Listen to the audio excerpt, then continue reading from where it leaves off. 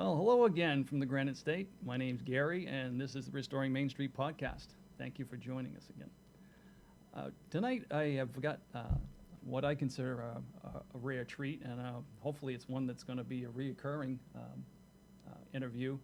But I have a friend from back in the day, back when I was a whole lot younger. Going to talk to my friend Jay, who's out there on the other side of the country, about some of the ins and outs of the political atmosphere today, and get his take on those things. And part of the reason why Jay has some relevance here, he speaks from having several years in the intelligence community, and has a background and just knowledge of things that I don't have. So the perspective that he can bring on any given subject that we decide to get into, I feel is extremely relevant and, like I said, pertinent, and just some great information, and something that I think that anyone listening could truly appreciate. So while we're doing that, as always, I'll pull you in a little bit tighter here with the webcam, so you can look at this mug of mine up close and personal. But like I said, we're going to cover, hopefully, in several different programs over the course of the next few weeks, anything from the political climate that's going on today to discussing the Great Reset, national security, COVID concerns, and anything else that just happens to just weave its way into the conversation. So like I said, without dragging this on too long, and because of Jay's unique position, a certain amount of anonymity is going to be utilized here. You'll see my face in the split screen, but you're only going to hear Jay's audio. But like I said, with the information and perspective that he can give, believe me, the audio is going to be enough. So, without too much further ado here, we're going to transition to the split screen, and I'll welcome Jay. Hey, good evening, and I'm happy to be here. Thanks for having me. It's good to be able to speak with you, even if it's from a few miles away. Yeah. So some people might recognize my voice, some people might not. For those that do, you know who I am. For those that don't, I'll just give you a little bit of background. I'm a former New Hampshire person here, a New Hampshire native, proud Spalding High School Red Raider grad from a few years ago.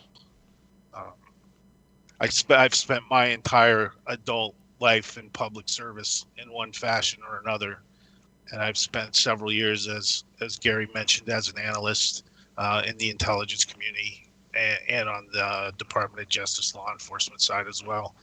Spent several years in Washington, D.C. and on the Beltway. So as some would say, I have muddied my feet in the swamp somewhat.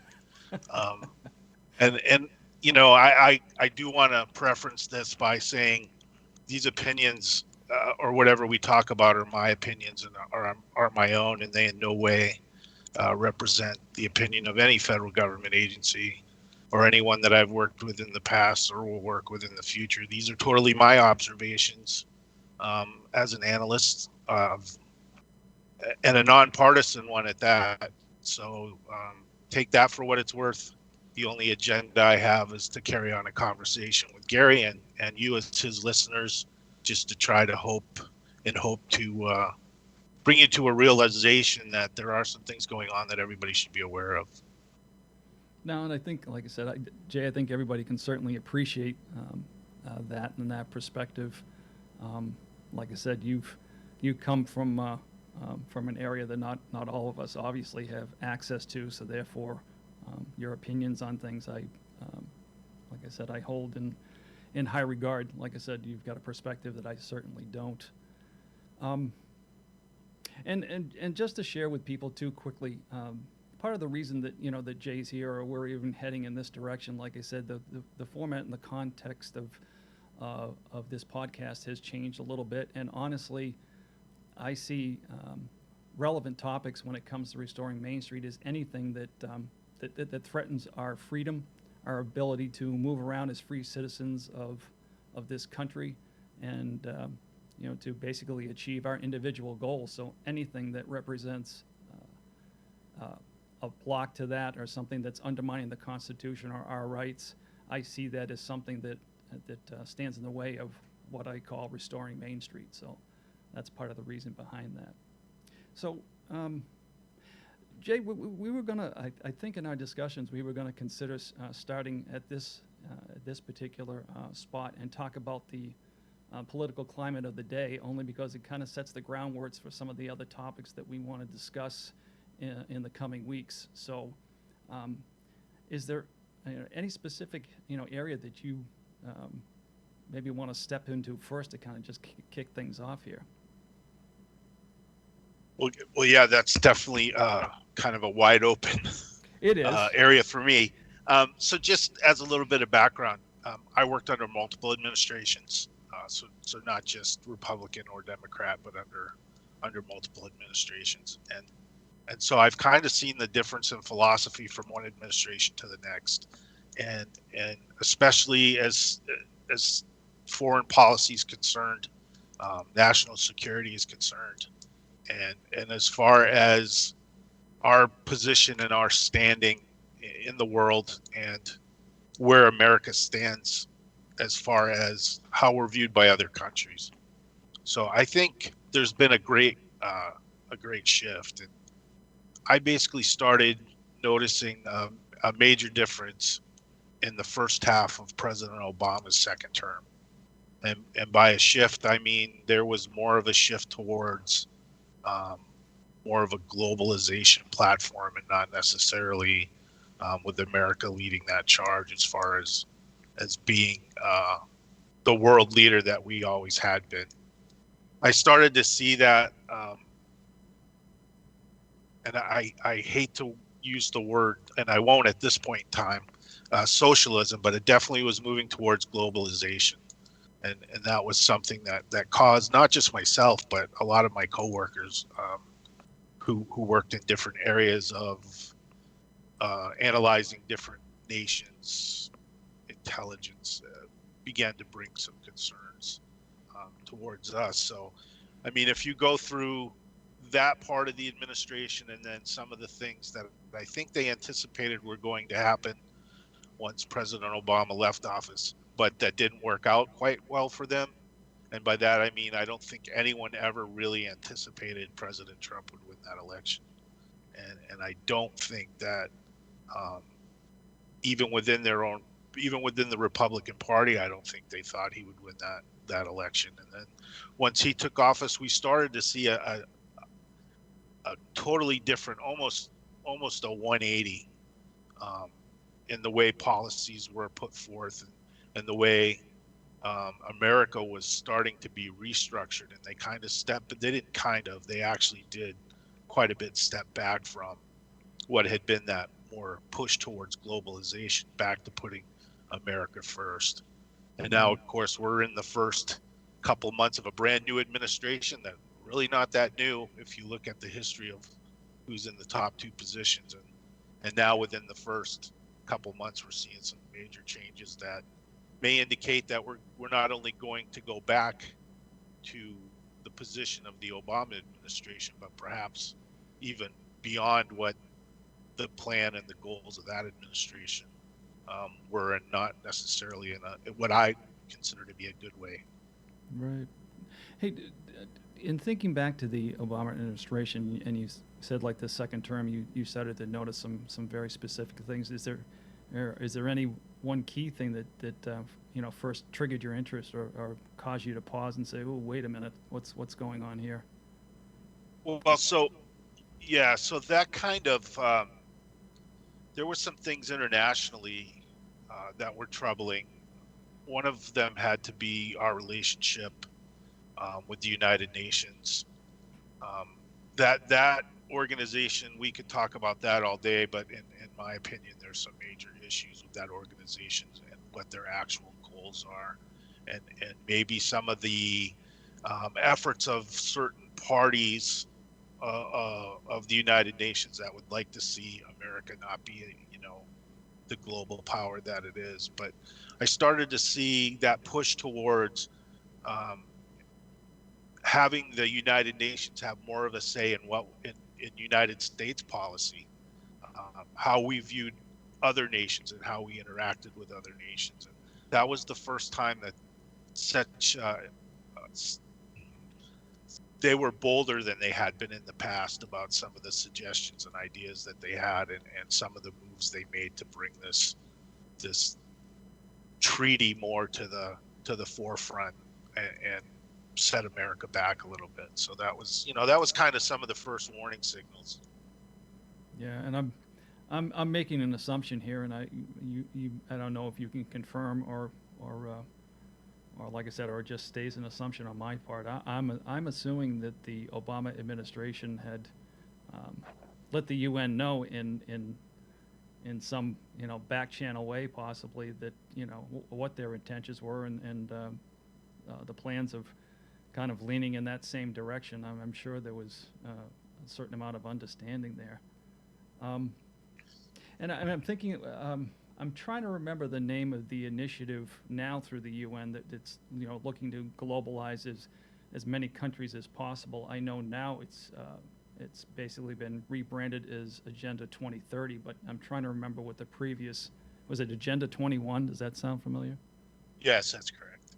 Okay, that's what I thought, and I know that for years the United Nations has basically looked at America as pretty much a stumbling block in the way of most of everything that they would like to do. They would obviously like to see more of a one world government and a world governance that allowed them to dictate to the rest of the world, or at least be part of that conversation, and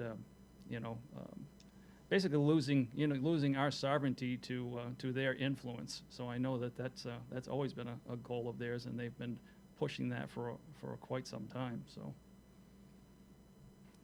Well, and that leads, to some of the things that we're going to talk about. But if you look at the current state of the UN, when you look at, and this is some of the things that the United States and people like Nikki Haley during the Trump administration had concern with, when you look at, and we're going to talk about some of this later when we get into talking about a little bit about the Great Reset. When you look at the UN, Antonio Guterres basically is the Portuguese Secretary General of the UN.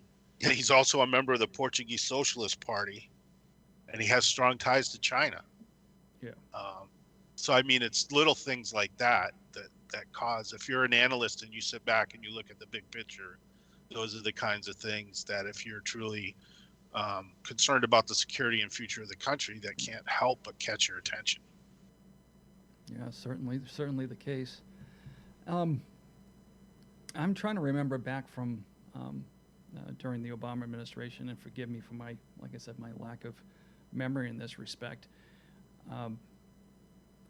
For some reason, it's more Russia, and it seemed like a back channel conversation that went or maybe not so much of a back channel quiet conversation when the open mic caught Obama talking about talking about, don't worry, once I win this second term here, we can start talking again and start to move the agenda forward. But I'm trying to remember if China at that time, it doesn't seem to, in my memory, have as much of an influence or part of what was going on behind the scenes as much as Russia did initially. And from what we've learned over the last couple of years, even the Ukraine, which I don't think was on many people's radar from the Obama administration days.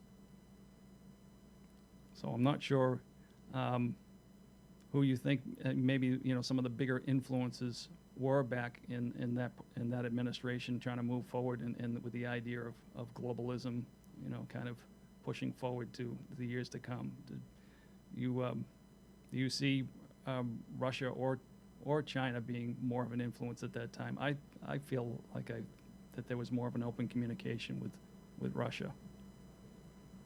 Well, during that time period, I think it might have been equal. I just think the ones with Russia were more well known because of the open mic scandal thing where he got caught on the mic, as you talked about, telling I forget the person's name now, but saying he'd have more power with his reelection, and that there was a lot of things going on behind the scenes. But if you look back like near the end of Obama's, or go back like to 2016, he was pretty out in the open about globalization.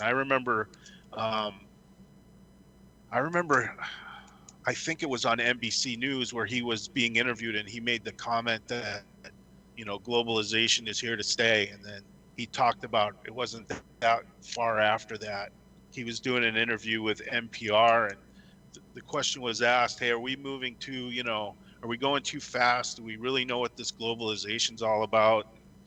Do we really need to be more careful? And, his comment at that time was, oh no, we haven't gone too fast. There's going to be some bumps. But um, then he went on to say that a majority, I don't know where he got these numbers from, but he went on to say a majority of Americans were comfortable with the pace and going to a globalization system. And I remember hearing that interview on NPR and just scratching my head and not knowing, how he could make those kind of claims without being, kind of called on the carpet for him, because I've certainly, it shocked me that he would even say that, and he's even become more of an outspoken proponent of globalization since he left office.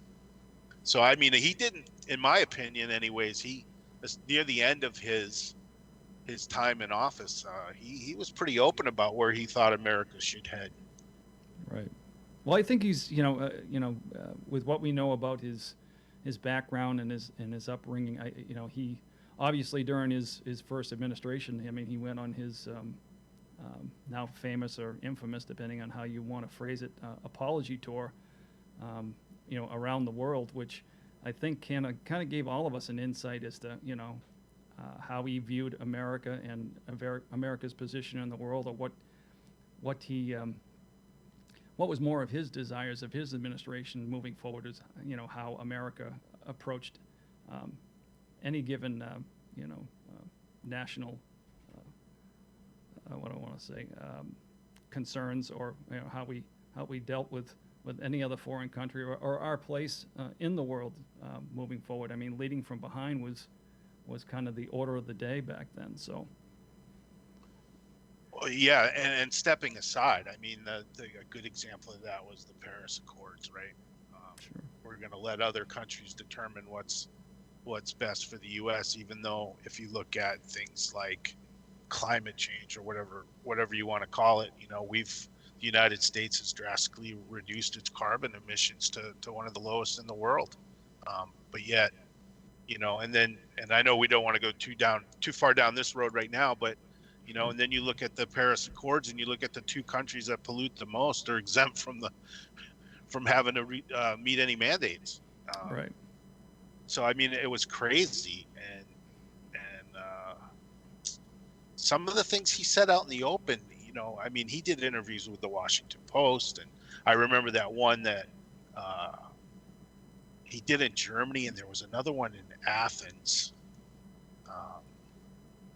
where he talked specifically about globalization and bringing everything under one, basically one power.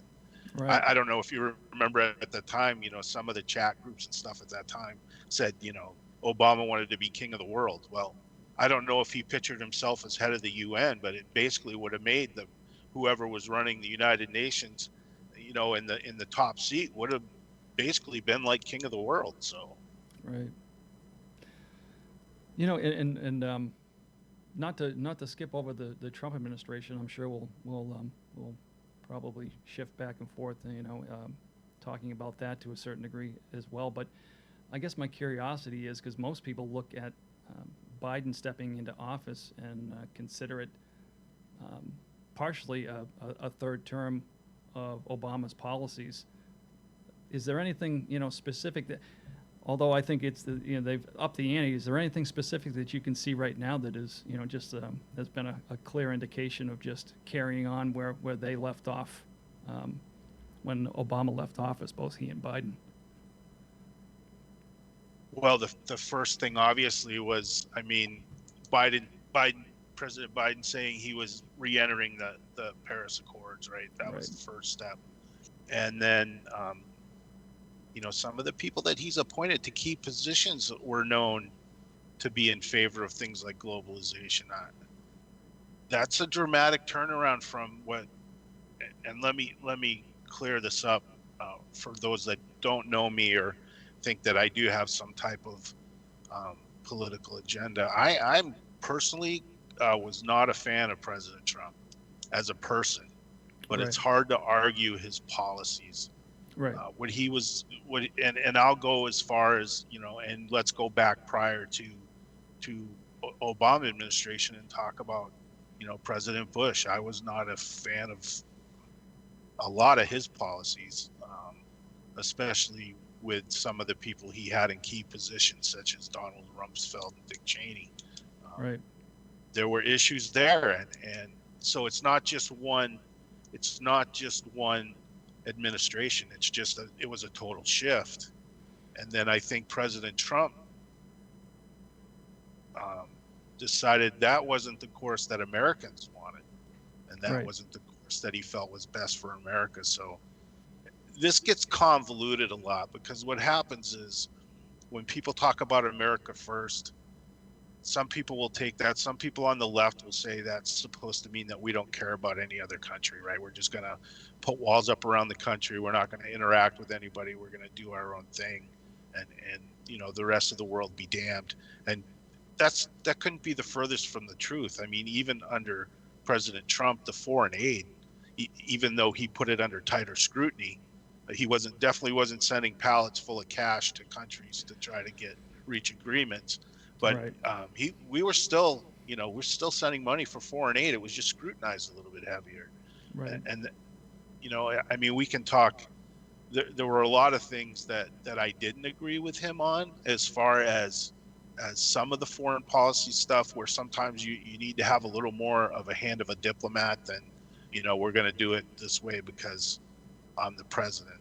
There's a time and place for that, and there's Right. a time and place to be a little more diplomatic. But at the end of the day, um, he set America on a different course. Right. And I think this administration, especially, it's kind of obvious. I mean, you'd have to be almost have been in a cave for the last couple of months to not realize somebody's working very hard to undo as much as possible that he was able to do during the 4 years of his administration. Yeah. Well, I mean, and honestly, like I said, I guess anybody could have realized this particular perspective, but Biden, especially being the one that gained the White House here, has a very close understanding, or let's say we hope that he does, or the people surrounding him certainly do, of what they learned from President Obama's first administration, which is the understanding that, and I think this is why you see them going at such, as I like to call, breakneck speed with executive orders and some of the things they're trying to accomplish, in that they look back at Obama's first administration and understand that they would have done things or gone at a faster clip then, had they realized that at the midterms the political monkey wrench was going to get thrown into their gears and their works. So I want to say that obviously Biden and the people around President Biden understand that they've got a certainty of a 2-year window to try and push as much of their agenda through as they possibly can, not knowing what this midterms in 2022 bring. You feel that's pretty accurate?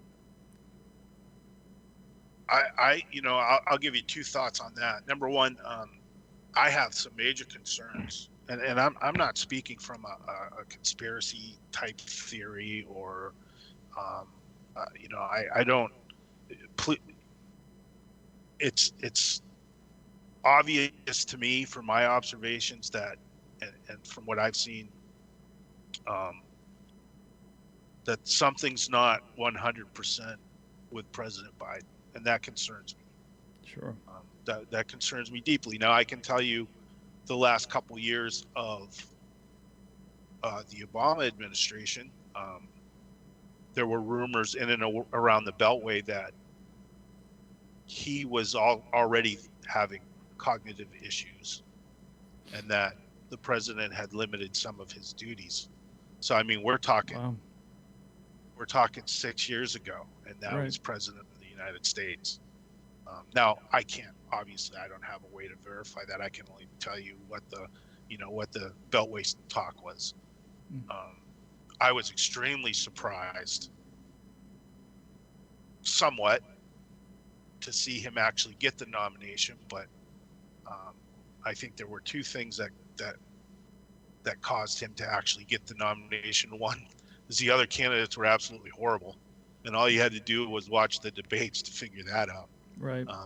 And the second thing is, I think even as much as he tried to play the moderate, which at some point in his career he claims to have been, and I think he was, I think people felt in the Democrat, in the party of the Democrats, I think especially some of the far left people felt that he would be easier to manipulate, and would have the support of more of the midstream moderate, however many are left, Democrats in both houses. So I don't know. Yeah. That's all speculation and opinion based on my observations and things that I heard. But I have concerns now. Oh, legitimate.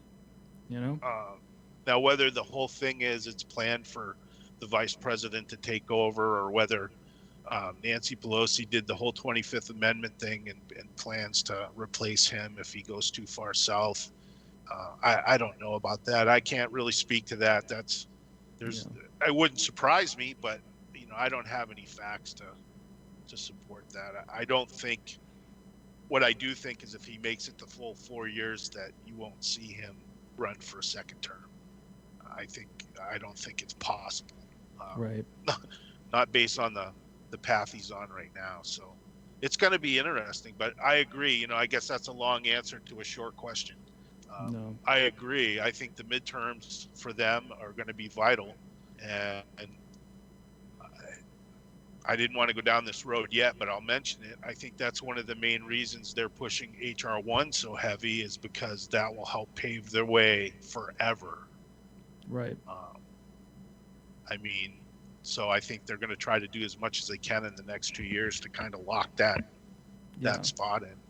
Well, I think the double-edged sword that came along with the Trump administration is that, like you said, we can agree with a lot of his policies. Didn't care a lot of times for the bombastic way that he went about doing things, but I think everybody understood going into this that was Trump's personality, and to kind of expect anything else, you weren't being very honest with yourself. But I think that also paved the way with making Joe a serious consideration, in that, like you said, a lot of the other candidates this last time around weren't exactly all that impressive.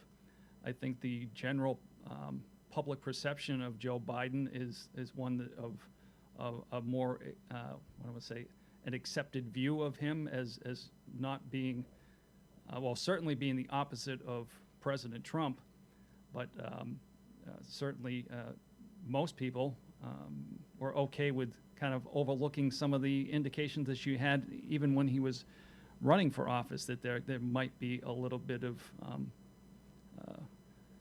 mental slippage, for lack of a better term there. But I think he was an acceptable a candidate, an acceptable choice, and they understood that they could certainly surround him with the people that could support him and achieve the goals of the party at the same time. So I think, like I said, unfortunately, Trump's personality might have had a lot to do with their decision to go with Joe and the public perception of Joe. So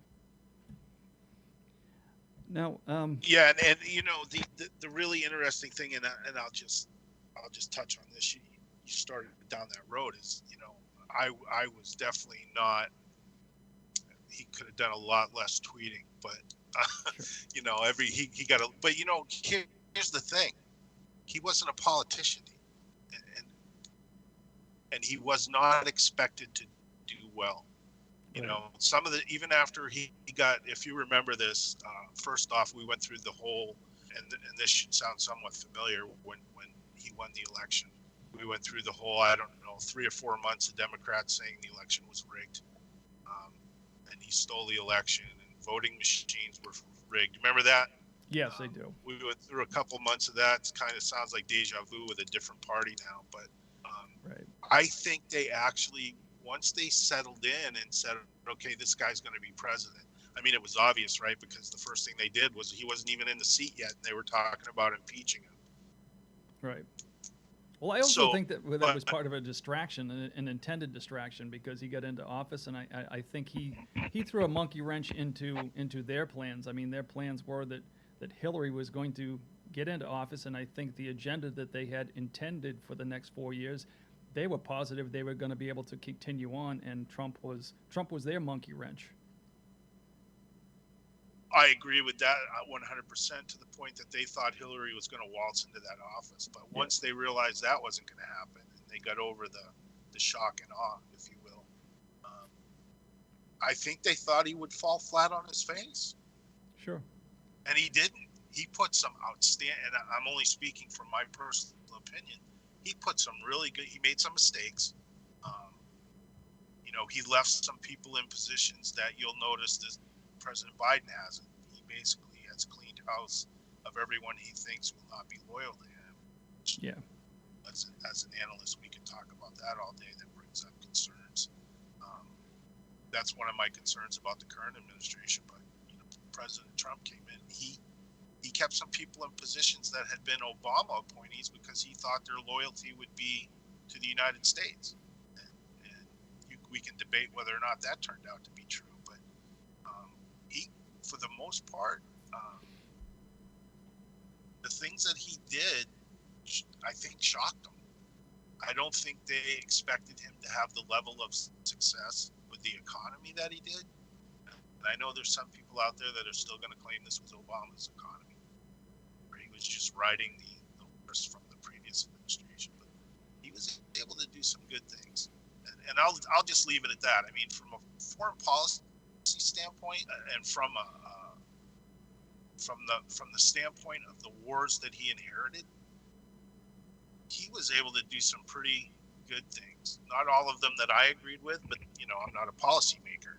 Right. But still, compared to where we were headed, and the situation he was given, he did some good things. And I think if you deny that, then you deny some of the achievements over the last 4 years. Now I'm concerned we're going to wind up going in the opposite direction. Yeah, certainly. Like I said, I think he had an honest perspective of what the American people wanted, and I think because of that, he was in tune to that. I think he has the unique ability to be able to. He certainly connects with people like nobody else I've seen. I mean, Obama was a great orator, and I think that was part of what his charisma led to. Trump, on a more basic level, just seems to appeal to people and connect to them, and can read a crowd. I mean, that's why his live events were so impressive because of that particular ability of his. But I like I said, I think he went into office with a good idea of what the American people wanted and didn't want. And the great thing about that, and not being a politician, is and him being him, his well, let's just say it, his arrogance, you know, his personality. He was determined he was going to do things the way he wanted to, and certainly something 180 degrees the opposite of what a seasoned politician would do, stepping into that particular position. And he certainly followed through.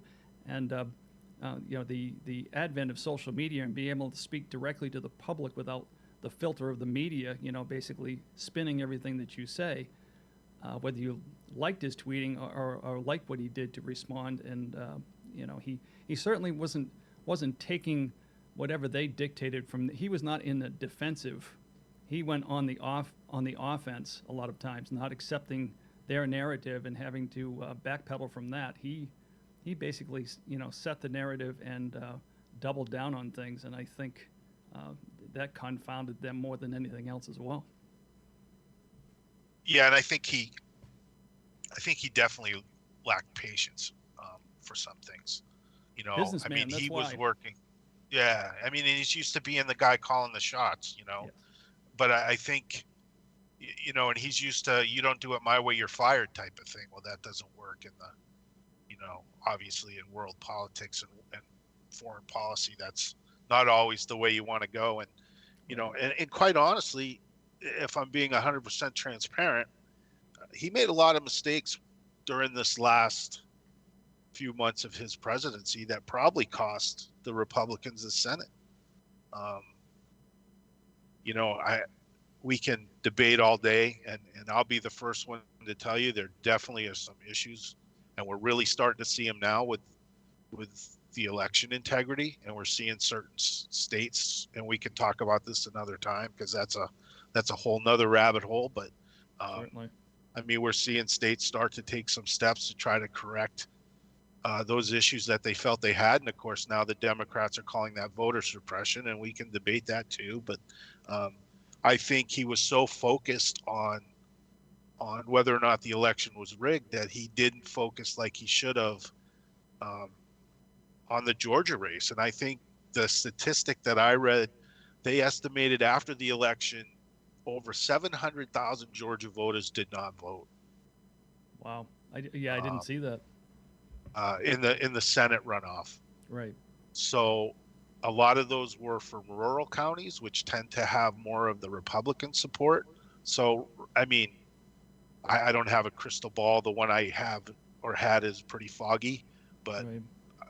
you can't say for sure that's what did it. But I think he focused too much on whether or not the election was stolen instead of trying to focus on, what can I do to make this a little bit better for Right. the Republicans. But even on the Republican side, and there's guys that are senators and some in the House. People call them rhinos. That's the typical term. But there was some that just did not like the fact that he was Donald Trump and he was president. So, Right. you know, that's a whole nother story as Now well. I have an interesting question for you. Just based on that Georgia race, do you think what they saw in the general election, and then Georgians looked at that and questioned the integrity of the general election, and saw that as maybe a reason not to come out and try and even make an attempt to vote, figuring that their vote was going to be was not going to count, that somehow it was going to be questionable, or the integrity of even this part of the election, because they really didn't change anything in Georgia. I mean, there was talk between when the general was done and when this runoff was going to happen. There was attempts to try to shore some things up or change some things because there was concern there. But I'm wondering if the general public, had a feeling that, I don't think my vote's going to count anyway. I think they're going to get the result that they want, along with, Trump making his missteps. I'm just curious what you think of that.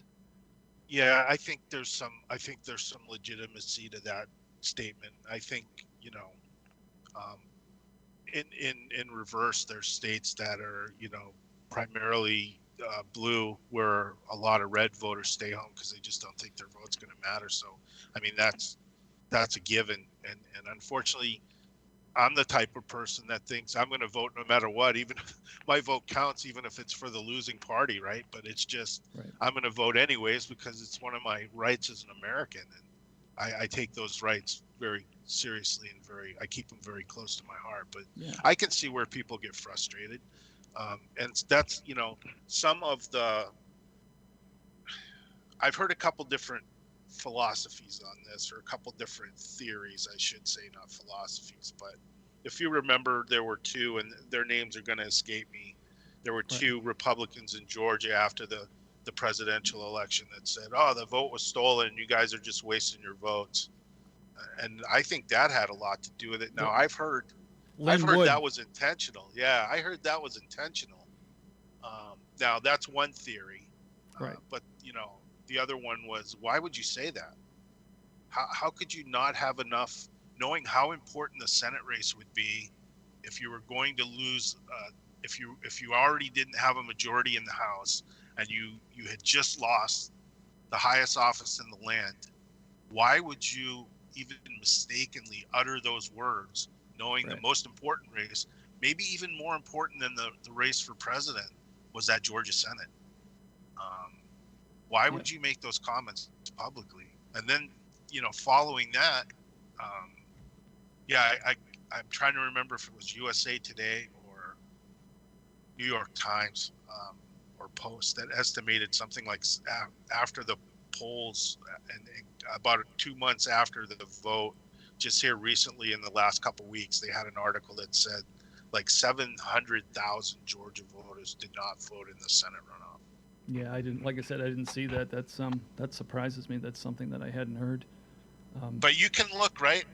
I mean, if you look at the steps Georgia has taken in the last month or so, since the first part of March, you can see just by the bills that are being passed and what the governor just signed, you can see that they know they had issues.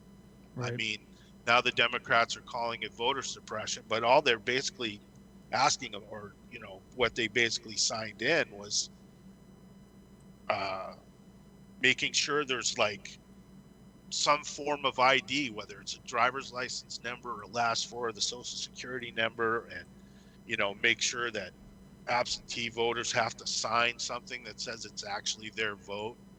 Right. It's just stuff that you would think would be normal common sense, but just by the number of bills that have been put in. I mean, and Georgia's not the only state, right? New Hampshire too. Yes. New Hampshire has some stuff moving through the Senate requiring voters to include their I think it's the last four digits of their social security number or some type of ID number. So Yeah. when you start seeing all these states, I mean, there was like New Hampshire, Michigan, Pennsylvania, Georgia, Wisconsin. I mean, obviously these states all have things in common, but when you see them passing duplicate bills, that, from an analyst standpoint, that tells you they had similar problems that they've recognized post-election, and that's why they're trying to address them now. And Yeah. we should have voter integrity. Oh, I mean, certainly. I I, mean, I well, have to I have to show my driver's license, to go in and open a bank account. right. You've got to use your ID. I've got to show it to get on a plane. Right. It's just that's a whole nother rabbit hole. But yeah, I mean, Well, I think they realized that there was some major issues. Now, whether or not it was enough to cost President Trump the election, that's debatable. Um, and right now, that's another area we can go down at some point in time. But I can say with 100% confidence, there were issues, and they've been recognized, and hopefully they're being dealt with. well, and from my perspective, like I said, I can think back to, um, all the previous elections, at least the last 3 or 4 cycles, and when the Democrats were on the losing end of things, you almost religiously, to use the term, heard them talk about how one race was stolen, or there was questions or issues. So they would always have somewhat of a grumbling each and every time that I remember in recent memory. But I don't remember that being the case with the conservative or Republican side of things until this particular election. And and as far as voter registration and things of that nature, I mean, just a couple of simple, basic questions that don't go to the heart, that just go to the logic. Do you know of any other country that that doesn't make an attempt to to do the same thing, to have, or at least ones that we consider to be civilized, somewhat democratic, countries that don't attempt to have elections that basically have some integrity? And how insulting is it to some of the minority communities that you would suggest that for some unexplained reason you don't think that they have the intelligence to be able to get an actual ID or a form of verification for them to to actually vote. I think that's an insult in my opinion to those communities, and I'm sure they see it that way. Of course, you're not going to hear that spin in the media, but I find it hard to believe that they wouldn't have that particular point of view when it comes to that, except for the activists and the radicals. Well, look at HR 1. Right. Part of HR 1 legalizes nationwide mail-in voting without photo ID. Yeah. What does that open the door for? It's crazy, some of the things that are in HR 1. It's not the people. They call it the people's something. I can't now. It escapes me because Right. I look at and I read through this. I read through some of the things in HR 1, and it's just mind-boggling. Well, they want to register anybody that is allowed to register a vehicle. When in some states allow illegals to register a vehicle. Then all of a sudden, by registering a vehicle, you're going to become registered to vote at that point. So for instance, Washington State, you can go in without any form of identification, without any birth certificate, without anything, and you can get an ID that says not valid for identification. But it'll have your name. It looks just like a Washington State driver's license. Right. And then they use that to open bank accounts, and that's just an example. But another part of HR 1. I had to read this like 5 times when I was reading the bill. Right. So even if an election official finds an ineligible vote, they're not allowed to remove it. How do you justify that? I'm confused. And then it goes on to say, I wish I had it in front of me, and I should have, because I'm sure, but we didn't know which direction we were going to go in tonight, so Yeah. But it also prohibits the election official from confirming whether or not that person was actually eligible or qualified to vote. Right. I must have read that like 3 times. And then it goes right, the next paragraph talks about banning state voter ID laws. It reminds me of Cold War Russia. Right. In all honesty, the person's elected and pre-selected and then elected by a fake vote. It's Right. just that's how crazy some of this stuff in HR 1 is, and it's very troubling. I mean, it's very, very troubling. Yeah. Well, and it goes on. It goes on. It goes on and on and on. Yeah. Well, the Republican side has basically called it out as a way of securing the Democratic, securing basically the outcome of every election from now until who knows, if HR 1 gets passed. And I don't see, from an election integrity standpoint, from the average American standpoint, even if you're an independent, a conservative, or a Democrat, and not maybe a progressive, but anybody that has what I would consider, morals and principles about their life, I don't see how anybody could support what HR 1 actually stands for, because at that point, like I said, we've become pretty much a dictatorship, a banana republic. There is no real election process anymore. So my only hope for this is that the Senate can basically hold it up to the point where it just doesn't get a vote. Yeah, I'm not actually sure in the Senate, how many votes they'll be able to get. Right. I mean, even some of the Democrats quietly are saying, yeah, this is crazy. It's kind of like the example that we use, or that's been used for the filibuster, right? That was the greatest thing since sliced bread, and both President Obama and now President Biden defended it pretty outwardly during the time that they did not have the majority, and now it's the evilest thing, Yeah.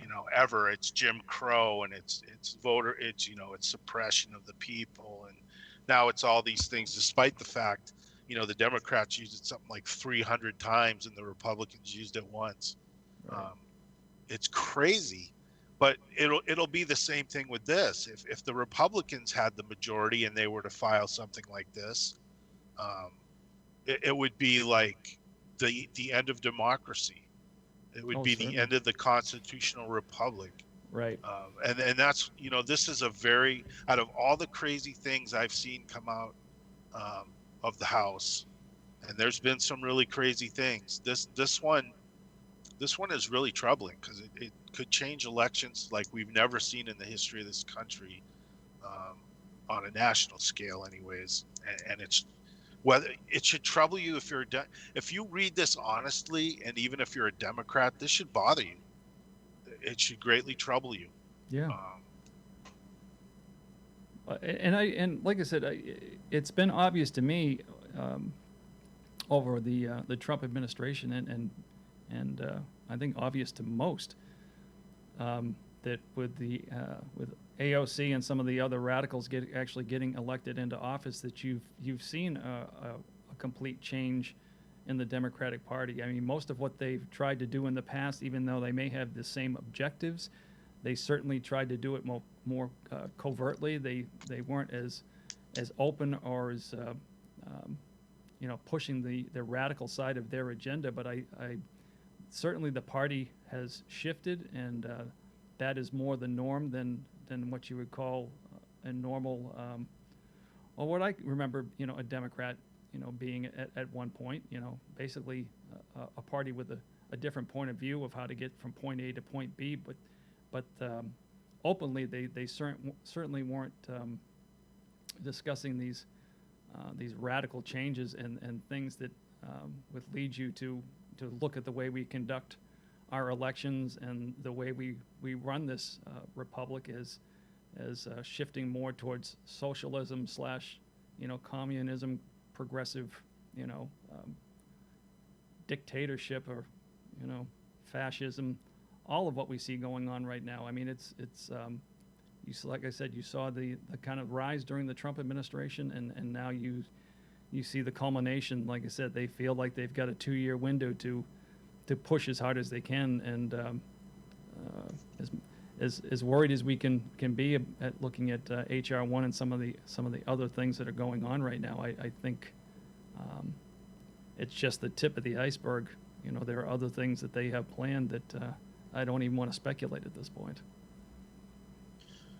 Well, and it ties into a bigger picture. So, I mean, and all of this for me, anyways, from the way that I look at it, comes full circle. So, one of the things, and this is, facts and not conspiracy. I'm theory aside, and all the QAnon stuff aside, and whatever other groups there are out there. This is typically one of the first things you learn as an analyst, that they teach you, is follow the money, and that's true whether or not you're doing a political investigation, an investigation on crime families, or an investigation on terrorists. I mean, everything boils down to follow the money. And one of the biggest concerns, or one of the biggest issues that has been prevalent, especially this last election, is what's referred to as dark money. So dark money, I mean, if you look at the easiest way for me to tell you, and for those not familiar with it, I know you're familiar with dark money, but for those not familiar with that, it's real, and it basically boils down to it's like money laundering, that some of the drug cartels are infamous for, and basically it funnels through. There's other things called pass-throughs, but dark money basically is money that you really can't determine where the money originated from. Now there's certain reporting requirements by federal law, but that depends on who you are as to what you have to report. So, for instance, if under federal law, if you're what they consider a social welfare nonprofit, you're not required to reveal your donors. So they just form these companies, and then they claim to be social welfare focused, and then they can they can hide their money and get it to people without them having to disclose where they received the money from. And I'll give you an example, just one that's been able to trace some. There's a group out there called the 1630 Fund, and they're administered by a group that's called Arabella Advisors. And basically, Arabella Advisors is a firm that their mission statement or their company statement is that they advise donors and nonprofits on how to spend their money. Well, that company's actually founded by a former Clinton administrative person named Eric Kessler. So, I mean, just through his organization alone, there's been like massive anonymous donations. One anonymous donation was over 51 million. Wow. And then you look at a second one. This is all just during this last election cycle. Then there was over 26 million, and then a third one for more than 10 million. And some of the people that I know that follow what's called pass-throughs and dark money estimate that in this election cycle alone, there was over 350 million donated to the Democrats just in the 2020 elections. Wow. So when you and I know for some people this will sound like conspiracy theory, but when you start doing back checks on some of these groups, you find that a lot of these groups were either formed or are sponsored by or supported by people who support the globalization movement, one of them being George Soros. That was my next question. So, I mean, I know his name pops up a lot, but it's kind of like, the way I would explain it to somebody, George Soros is kind of like the mafia don. People know his face. People know who he is. They know he's the head. But man, there's a lot of people behind the scenes supporting him, whose names never reach the public. So, while he might be the evil face like the Darth Vader, he's got a lot of people behind him. Right. It's scary. I mean, it's scary. Money buys elections. It does. I mean, look at all the politicians that have been accused of insider trading. You know, I mean, Nancy Pelosi.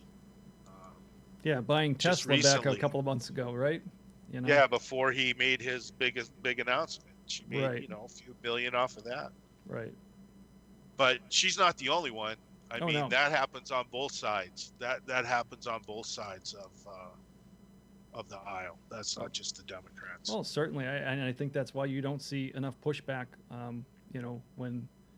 When conservatives, expect that from our representatives in office when they're in positions of potentially, coming through with some real change because they've got a majority or a chance to do certain things that we expect of them.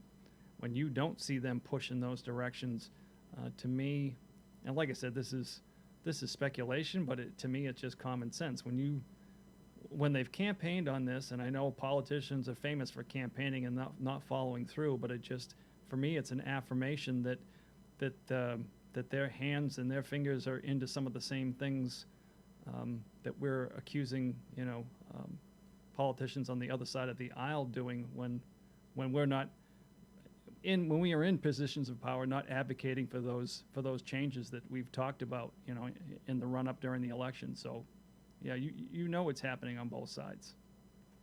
Absolutely, and I mean, people say, well, how do you fix it? And I don't have those answers. I don't. But I think if we were going to try to fix politics as a whole on the national level, we would have to start with term limits, and beyond that, that's where I would start. But that's a whole nother conversation. But kind of getting back to so as an analyst, you look for commonalities and I kind of mentioned follow the money, but you kind of, when you're doing this, you kind of look at not just where the money's coming from, but what is it supporting? Is it some type of movement? Is it only to certain groups? Is it, an ideology? What is it? What's the commonality between these money donations? Right. And when you start looking at where some of these black money groups come from, like the 1630 Fund, the New Venture Fund, there's one called the League of Conservation Voters, not to be confused with the League of Conservative Voters. Right. When you look at, what's one of the other ones? The Center for American Progress. You start looking at some of those, and you start looking at what their mission statements are. And all of them have one thing. There's even a Planned Parenthood Action Fund involved in this, which blows my mind because they're Right. tax funded Right. in part. So you start looking at some of these and putting the pieces of the puzzle together. And then you start looking at political action committees and groups. You start seeing some commonalities. And probably since, I would say at least the end of the first through the second Obama administration, a lot of these groups really started getting some money and became a little bit more notable, a little bit more on the radar. And you start looking at what they're supporting, and you start noticing things like climate change, New Green Deal, and all of a sudden, all these things become, all these groups with different names are supporting, one movement, and they all seem to have the same agenda with different ways that they word it, and different ways that they organize it, but they all have the same things in common. Right. And then you look at other documents from other groups like the Paris Climate Accords, and you look at some of the things the United Nations has put out. And then you look at this Great Reset, and you start to see this puzzle coming together that kind of makes it obvious, at least to me, what the ultimate goal is. And again, I mean, this isn't a conspiracy theory. This is a real thing. For those not familiar with the Great Reset, this isn't some kind of right-wing conspiracy theory. This is actually something that's been around for a long time. Right. And it was, I don't know how far you want to go with that today, but anybody out there could use, Google or any other search engine you want and find enough facts on the Great Reset. Yeah. Start looking at some of the other groups and start putting the pieces of the puzzle together. Right. So, I mean, if just to give people a little bit of information on that, so they can do some digging after this, go and check out the World Economic Forum and Klaus Schwab. And if you go onto that website, they are not trying to hide any of the agenda or things that they are setting up. Jay is like I said, sharing some information that is basically concrete and out in the open. If you go to that website and start reading some of the articles, read about their agenda, read about Klaus Schwab, who started this with his wife Hilda.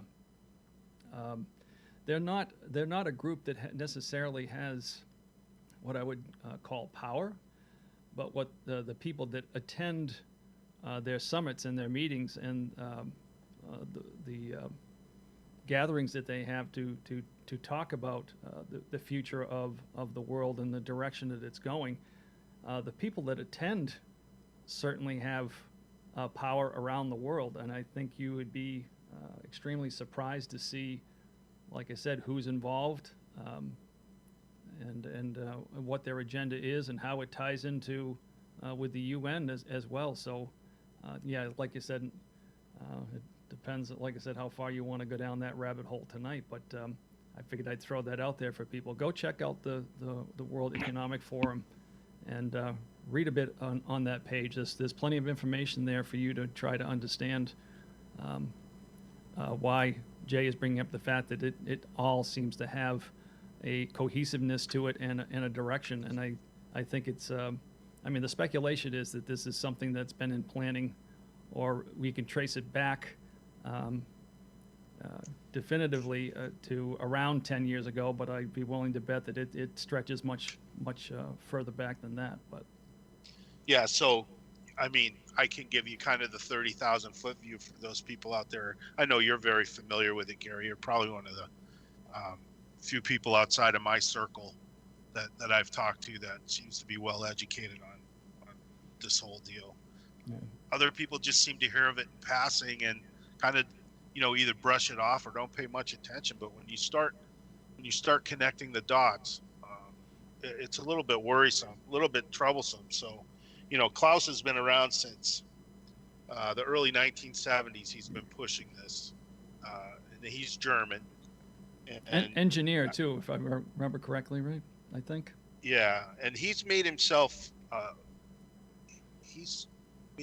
quite a bit of money pushing this. And I'll give you a for instance, and Gary's right. Some of the most known people in the world are part of this WEF, including Bill Gates. But he charges up to $650,000 a year for membership. So obviously it's not me and you that are joining the World Economic Forum, but he's been around since the early 70s, and I can remember, basically he is a socialist, and I can remember even when I was in Germany quite a few years ago, his name would pop up every once in a while because Germany had the Green Party and they had the socialist movement and things like that. And his name would always be associated with that. And then I remember, oh man, how many years ago was it? There was a term, he either made a speech or he was talking to someone in the press and used the comment that, now you got to think about this is quite a bit even before our current situation, and when people first started hearing about the new Green Deal from AOC, he had made the comment it was a new communist green world order. So if you look at some of his policies, right, I mean, it's all climate driven, Right. and it's designed to basically totally move away from capitalism and towards more socialist policies. I actually don't think they're socialists. I think they're communist. Right. But it's basically, in my view, right, and I've heard this said before, it's basically billionaires telling people capitalism is bad, and because they already control everything, nobody else can get rich, right? We're the rich, and now you guys aren't going to get there. Well, they talk about going. Some of the. No, go ahead. Sorry. Yeah, no, my mistake. Go ahead. No, I was just going to say, because they basically talk about one of the terms that they throw out there in order to pull the public in is they stop talking about stakeholder capitalism, and they talk about shareholder capitalism. When you start using that term, where stakeholder capitalism, you're talking about individuals and companies, taking a look at the bottom line and what they need to do to make their company profitable for their or if they're shareholders. Well, when they use the term shareholder capitalism instead of stakeholder capitalism, the stakeholder, they're talking about basically incorporating people's economic. Well, it basically gets back to what we're going to step into a little bit of the weeds here, and I'll try to do my best to not get too convoluted, but ESG scores, and what we're talking about when they're trying to make this ship, and basically it's like Jay is saying, they're looking at the demise of capitalism and trying to figure out a way to transition, and basically these elites are who've got a lot to lose, or they look at it as they have a lot to lose. They really only see us as cogs in the wheel, but they're trying to put something in place that allows them to hold on to their value, what they own, all that they have accumulated to this point of view. So the ESG score is a way of looking at an individual and scoring you on your environmental impact, your societal impact, and governance. And it goes into every single facet of your life and how it affects each one of those particular topics. And then what they do based on that, and I can't even explain the formula. I've seen the formula on a page before, but you'd have to be somebody, that's beyond genius. And I am certainly not there. I am of the common man to figure out how they calculate all of this. But like I said, from everything from on the social end of things, what is it that you're browsing on your internet browser? What sites do you go to?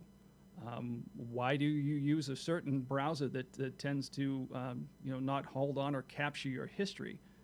And they question those things along with your environmental impact. They look at what kind of car you drive. If you have a business, they take a look at the environmental impact from your business. How many vehicles that you have in your company? How many times do you gather at remote places to have business meetings and that type of thing. So they're looking at every single aspect of what they consider your impact on the global the world itself from all of those aspects, and then you get a rating. Now imagine pulling up, say you have investments with Merrill Lynch, and you have a great credit rating, your investments are going well, and all of a sudden one day you pull up, take a look at your profile, and all of a sudden you see an ESG score. Now you know that you've got a good handle on all of your finances, but all of a sudden, because you've violated some of these scoring mechanisms within that equation that I talked about in an ESG score, an ESG score goes from basically 0 to 10, and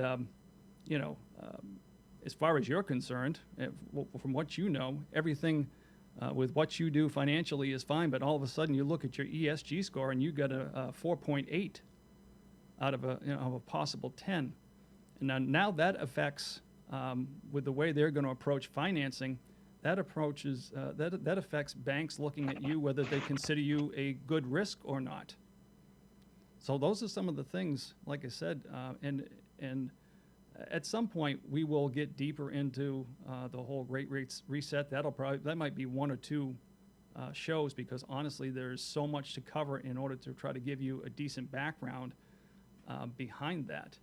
But like I said, I just wanted to give you a little bit of a taste, a little bit of an overview. And Jay, I don't know if you have anything to add to that at this point, but I'm just trying to, like I said, give people food for thought for now at least. Yeah. So just real quick, like I said, when you connect the dots, you start to see a lot of things, a lot of similarities between things that are going on all over the country. And you might be sitting there at this point thinking, well, how does that really affect me? Well, it does. Like it was a couple months ago, Bank of America announced how they're going to start looking at loans that they give to businesses and whether or not those businesses meet certain climate change criteria. So that's one of the first big financial institutions to, and all this comes back to the Great Reset. And then you look at things like what Gary was just talking about. Well, China is incorporating a similar system, only instead of the loans, it's going to grade you as how much of a risk you are to the state. So they're going to monitor your internet use. They're going to monitor all this stuff, and then you're going to get a score. And the higher your score, the least likely you are to be a threat. And then you're given more privileges and you can travel out of the country. But God forbid you do something wrong and your score winds up at 2, you're not doing anything. You're not getting a job. You're not going to be able to do anything. So that's just kind of a comparison.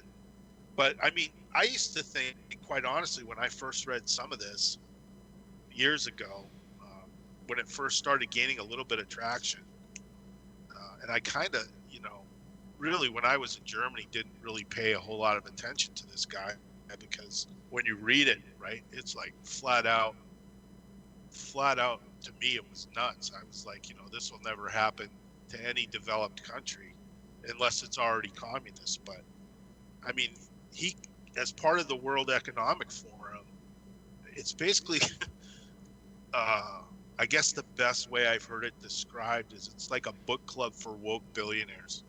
These guys sit around and exchange all these ideas. Right. But just to give you two examples, and like I said, the first time that I heard some of these, I just shook my head. So one of Schwab's predictions, and he claims these will be in effect by 2030, is, basically as a person, as an individual, you will own nothing, no house, no car, nothing. Everything will either be free but owned by the state, or it'll be loaned to you by the state. Yeah. No, Rented or that's, something of that nature. yeah. And then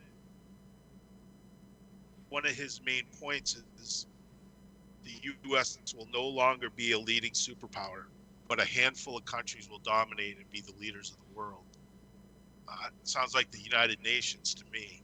He's never come out and said who those countries will be, but here's the funny thing. You got guys like Bill Gates, one of the most influential people in the world, arguably, and other, billionaires involved in this, where you hear about, and I would encourage some of you to go to YouTube and, search some of this, and don't just, there's some pretty knowledgeable people who are legitimate. I'm not talking about your right-wing nut jobs, because those guys are out there too, but there's some pretty educated people that are pretty astute on what's going on with some of these billionaires and things that have been going on that will make more sense to you if you actually take the time, to research some of the things that are going on.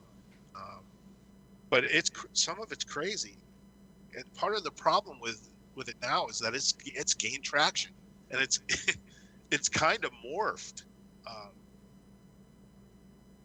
And here's part of the problem. So as more people sign on to this, they've got some even crazier ideas. And the first place I would tell you to look is the Time Magazine article. I mean, Time Magazine is pretty much known to most people, right? It's been around for a long time. And they even did like a cover story on the Great Reset. And it's like they're like a propaganda machine.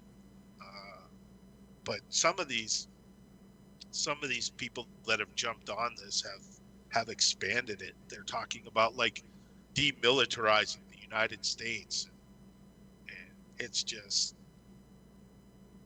it's like it's turned into a bloated wish list. And out of all the people, government health care and no free markets, you can't start your own business. It goes crazy. It makes Russia, Cold War Russia, communist Russia, look mild with some of the things they're proposing. But it's starting to gain traction. And out of all the people that support this, right, there's not one economist. There's not one economist that has stepped up and said, yeah, this will work. Right. Everyone says the same thing. It would be an absolute disaster. So just real, let's look at it at a local level. How does it affect you? Well, I can tell you, New Hampshire has had this happen, and Gary and I had talked about this once before. So Washington State, Oregon, California, three of the most left-leaning states in the country.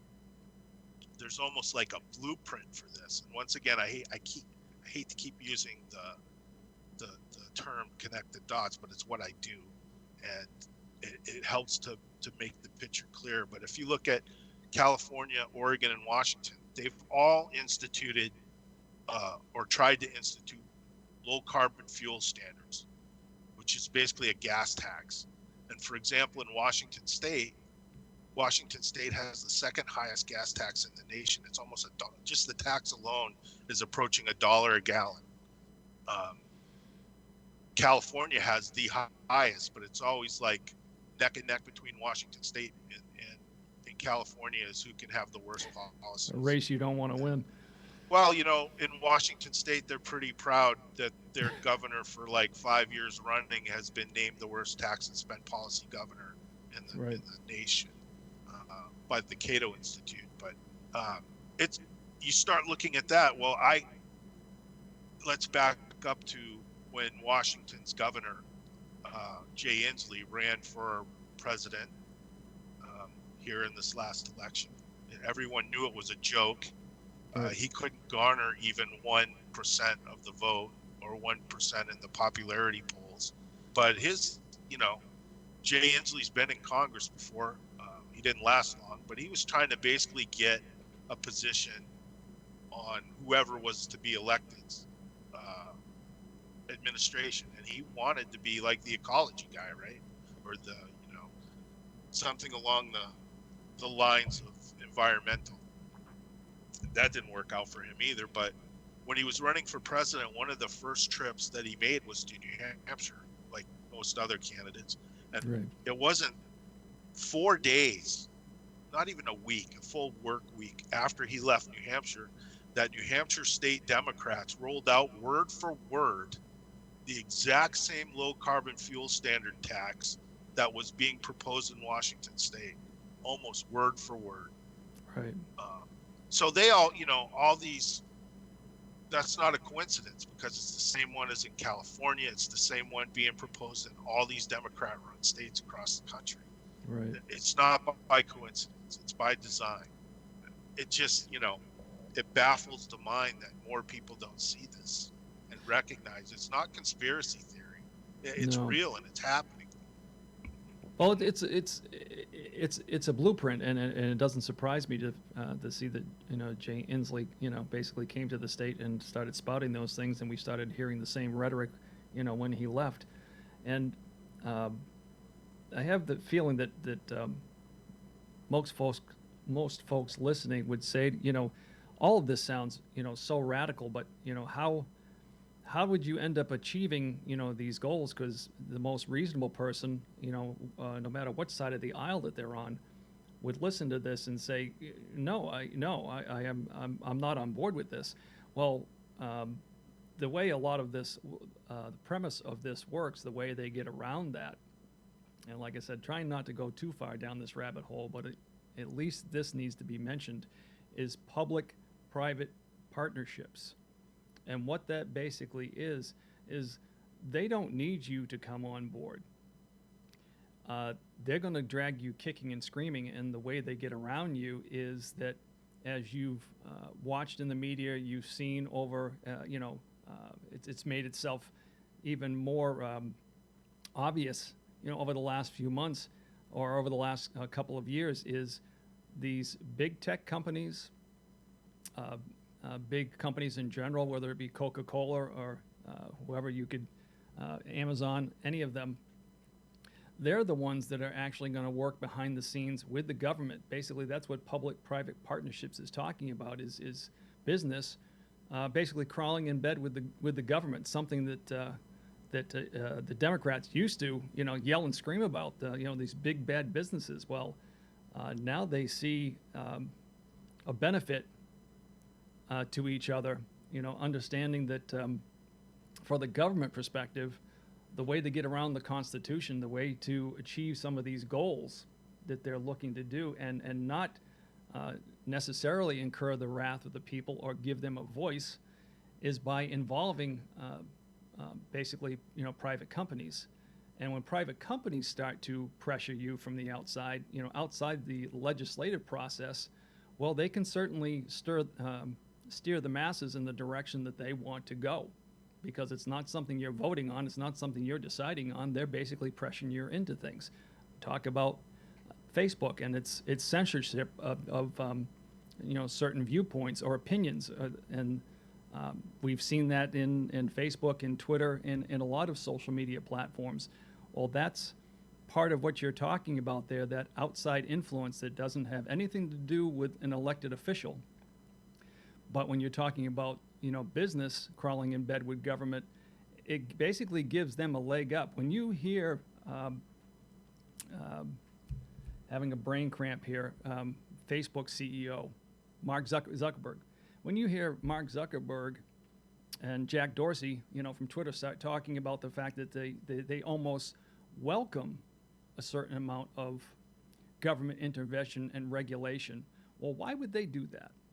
Well, the reason that they would do that, because basically, like I said, now they're partners. And who do you think is going to help write the legislation moving forward that helps regulate them and basically sets the groundwork to keep out any of the little guys that are attempting to start a new business or anything close to what a Facebook or a Twitter would be like, to basically shut the door on all of those small businesses like Jay was just talking about here. And it makes perfect sense if you're working to, like I said, subvert the Constitution and reach your ultimate goals. That's the way you do it. And how do people fight back against that if every aspect of your life, everything that you touch, whether it be social media or the things you buy or things of that nature, if they're all going to jump on that bandwagon, and a lot of them attend the forums with the World Economic Forum, basically, looking at the world moving forward, trying to globalize things and take it from a capitalist economy into something else. That's how you do it. You use outside influence, and like I said, that's one of the big parts. That's why I say at some point we'll come back to this and get a little more in depth with the Great Reset, because there is so much ground to cover in order to lay some of the foundation so that people can understand what it is that we're trying to share with you and have it make sense. So.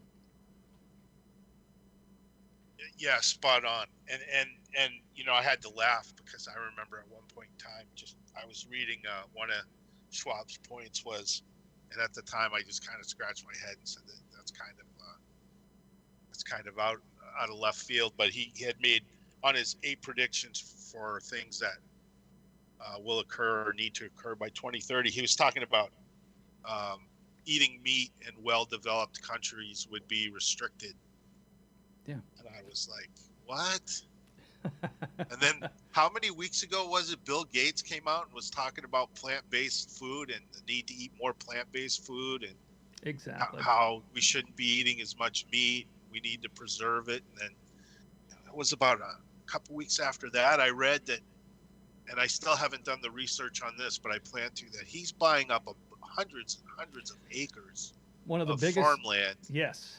Yes, one of the biggest landowners as far as farmland, and for what reason would Bill Gates, somebody that's basically transitioned out of his position at Microsoft, and trying to rehabilitate basically his public image, and he's gone into things like the whole vaccine initiative and different global initiatives. Like I said, trying to rehabilitate his basically his public image, but what need does he have to buy up all kinds of farmland if it isn't for some reason to either utilize it for what his intentions is, or basically just have a lock on it that the only way it gets used is if you're going through him. But either way, it sounds like a squeeze to me. So somebody needs to explain that to me, because I don't understand, except for my own personal speculation, and that's all it is at this point is my speculation.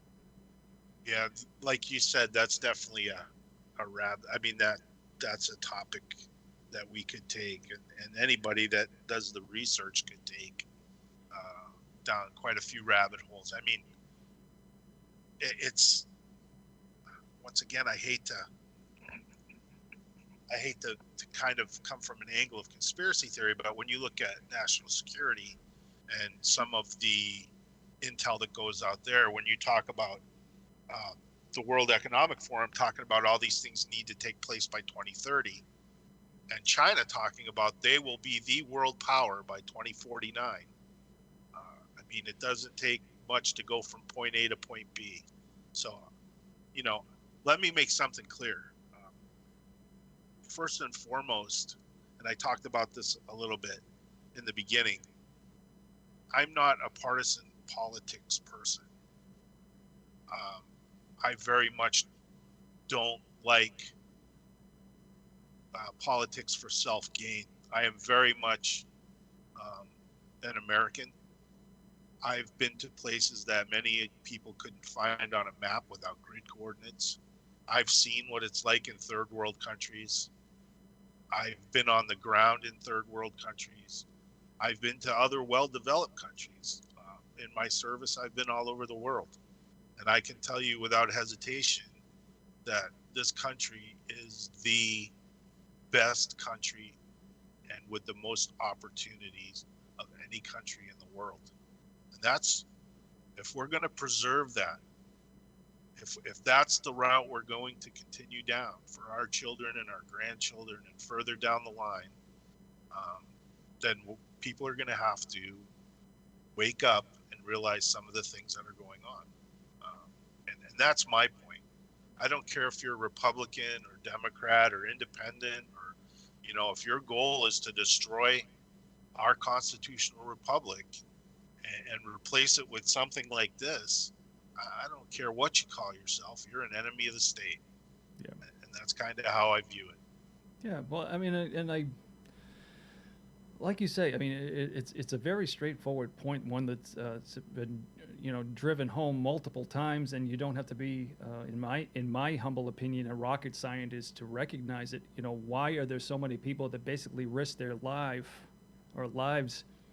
to try to get to this country, whether it be legally or illegally, by any means necessary? What does that tell you?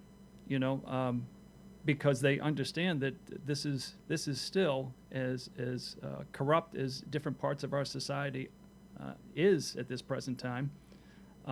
It's still the land of opportunity, and when the rights of the individual disappear for the rights of the collective, you've lost that, and there is no more shining star on the hill. There is no light in the world anymore, because there is no place else to go.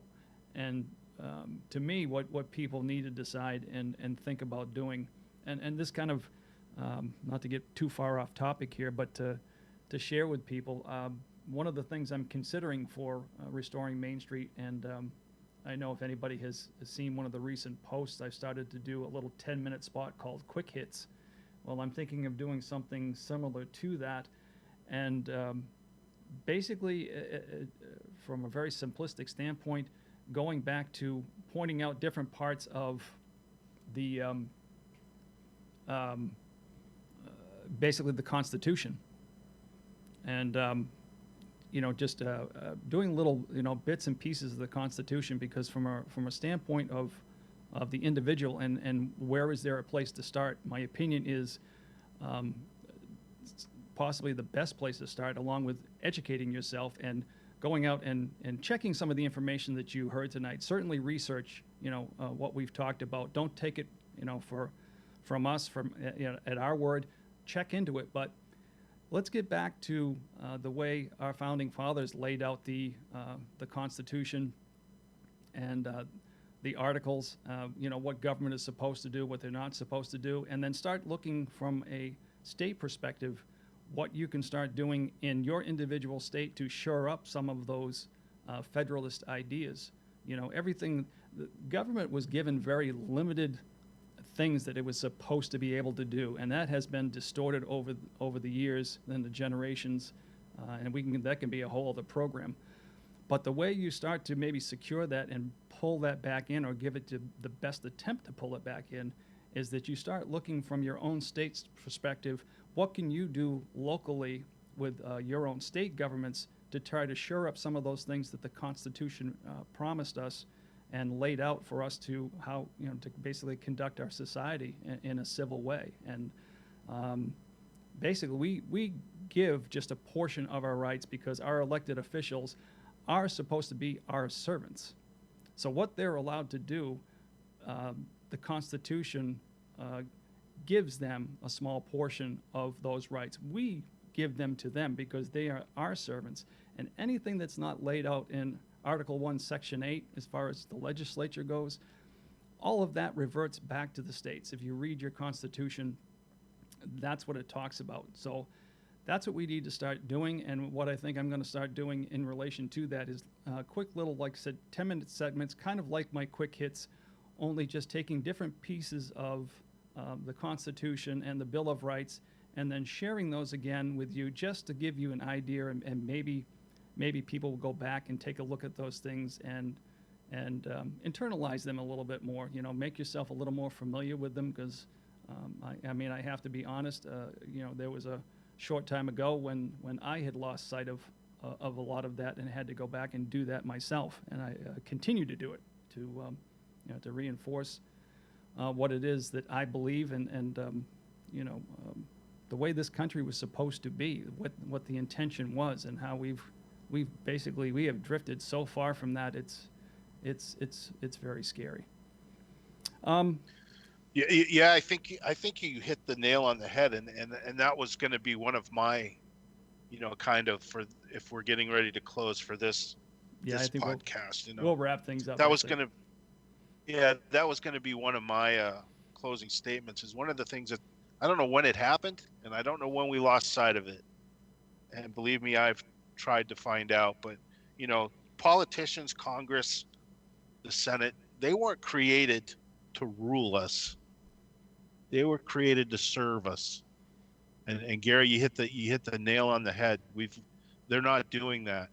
They are trying to rule, and they're trying to rule. So I guess we started out with the current state of politics. I'll end by saying I think we have a very troubling road ahead if we continue down the path that we've been on for the last few months, and I'm concerned. I'm concerned not as a Republican or a Democrat or an independent. I'm concerned as an American. So no. That's where I'll end that. All right, Jay. I want to thank you again. Like I said, it's a complete privilege on my part to have you on here and be able to discuss some of these things with you, because like I stated before at the outset, that I think you bring a perspective that not even I can't speak from. I do the best to you know, be as knowledgeable as I can, and I've still got plenty of things to learn. Like I said, this is for right now. At some point, I would love this to be my everyday thing, but right now, I still got a 9-to-5, you know, 40-hour a week plus trying to do this on the side as well. But so I've got a long way to go. I think we all have a long way to go. But like I said, I truly appreciate your perspective, and I look forward in the weeks to come. Like I said, we're going to, just for all of you out there, just so you know, Jason and I, this is going to be, I think, as often as he can fit it into his schedule, I think we're going to attempt to have Jay come back and discuss a lot of these things and try to get more in depth about some of them, so that we can share as much information as possible. So like I said, it gives you food for thought, things to go and check on and research on your own. And like I said, certainly do that. I don't expect anybody to take me at my word. I want you to go out and investigate some of these things on your own. That's how they become second nature to you. You know, you're not taking, you know, that's one of my arguments about the mainstream media. You know, too many out there just accept what they feed them. Don't do that. You know, fact check as much as you want. Look into all of these things, and that's what I encourage you to do. And so, Jay, I'd like to say thank you, and like I said, I look forward to when next we get to do this again. So, thanks. Yeah, thanks for having me. It's been fun, and I'll echo what you just said. Educate yourself. You know, become knowledgeable in what's going on at the state and the federal level. Gary, you hit the nail on the head again. But yeah, thanks. I'm looking forward to the next time. All right. I'll let Jay go here, and I'll transition over. And like I said, unfortunately, you'll just have to look at my ugly mug here for a second, and I just want to run through a couple of things. As far as restoring Main Street goes, like I said, I have, like I started to mention, I have plans on doing another quick segment that goes into talking about the Constitution and the Bill of Rights, and just feeding, you know, little bits of information and things for you to go check out and look up and research on your own. I just see it as something that's potentially beneficial to all of you. So just know that that is coming in the future as well, along with what I'm doing now. The single topic quick hits will all come on and like I said, give you something to chew on and hopefully respond to. So you can take a look at those. And I'd like to reiterate also that Restoring Main Street, like I said, we're basically myself, the individuals that write articles for the actual website. This is all volunteer work at this particular point in time. So the way this grows is for you to share with friends. Please go check out our website, restoringmainstreet.com. Read some of the articles, check into those. We've got 5 or 6 different categories of topics that you can look at, and the writings there will obviously be around those particular themes. And also, I post this this webcast or this podcast in different places, and I'll just run down through those with you quickly so that you know where to look for these. If you prefer Rumble, go to Rumble. If you like YouTube, we will be on YouTube for as long as we can, and unless we step into areas where they decide to shut us down. Facebook will be one of those places where I pick and choose what I post there, because Facebook is even more stringent at times than YouTube is. BitChute is another newly formed social media outlet that you can post videos at. A lot of my content and some of the things that you'll see at the website are little links to our webpage you will also find at MeWe and Gab. I have a Restoring Main Street MeWe and Gab page. I have an Instagram account with Restoring Main Street. I have a Twitter account with Restoring Main Street.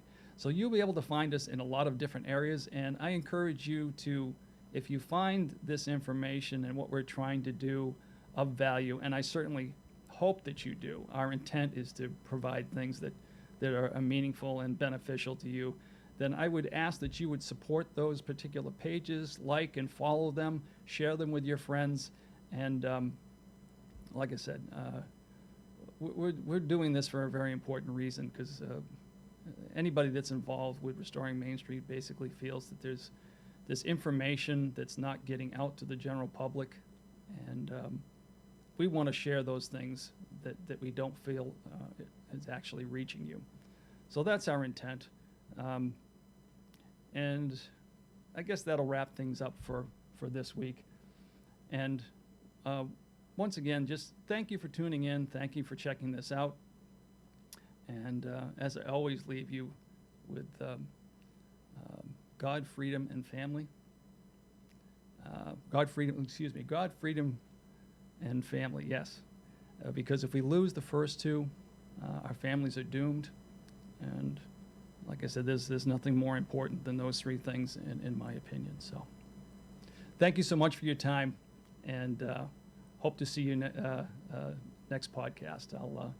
I will give you some heads up as to what's coming in the future. Post little ads and promos so that you know what's coming next. So once again, thank you for your time, and we'll be seeing you soon.